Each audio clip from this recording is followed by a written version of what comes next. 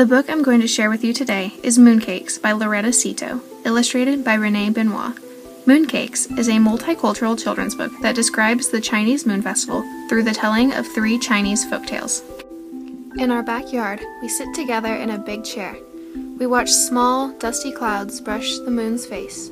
The wind shakes the leaves. Hush, hush.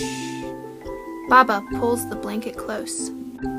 Mama and Baba tell me about Chang'e, the woman who lives on the moon. Long ago, the world had 10 suns in the sky, and it became too hot and dry. The Jade Emperor asked his most skilled archer, Hou-Yi, to help. Hou-Yi aimed high and far. He shot down 9 of the suns, and the world became safe again. As a reward, Hou-Yi wanted the elixir of eternal life. But Hou-Yi was not a good man. He was cruel and wanted to live forever so that he could rule the people of China.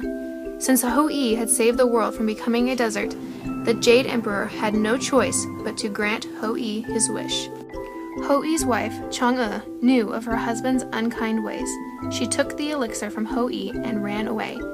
Hou-Yi chased Chang'e across the land, over rivers, valleys, and mountains, until the harvest moon rose high above them. Finally, with Hou-Yi at her back, Chang'e drank the elixir to escape and was lifted up to the moon, where she lives in the Jade Palace now and forever.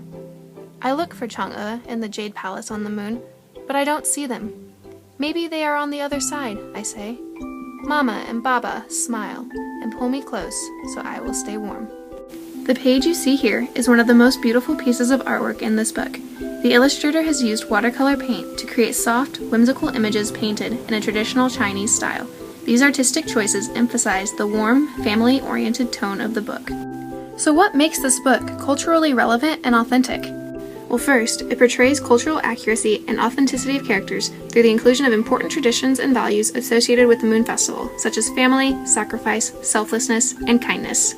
Secondly, it is rich in cultural details, exposing readers to cultural details such as traditional Chinese attire, architecture, and landscape.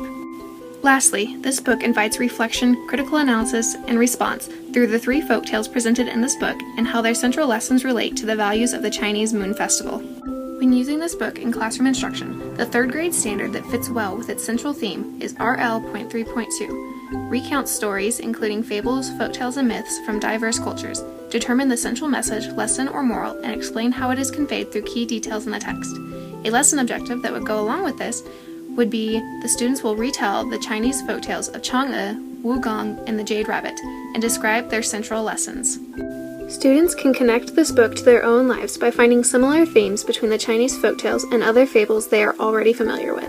This will show them how there are many values that are cherished across many cultures.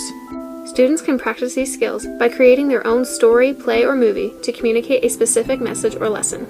Finally, students can apply their new knowledge by seeking out folktales from different cultures that have similar lessons or morals to the ones presented in this book.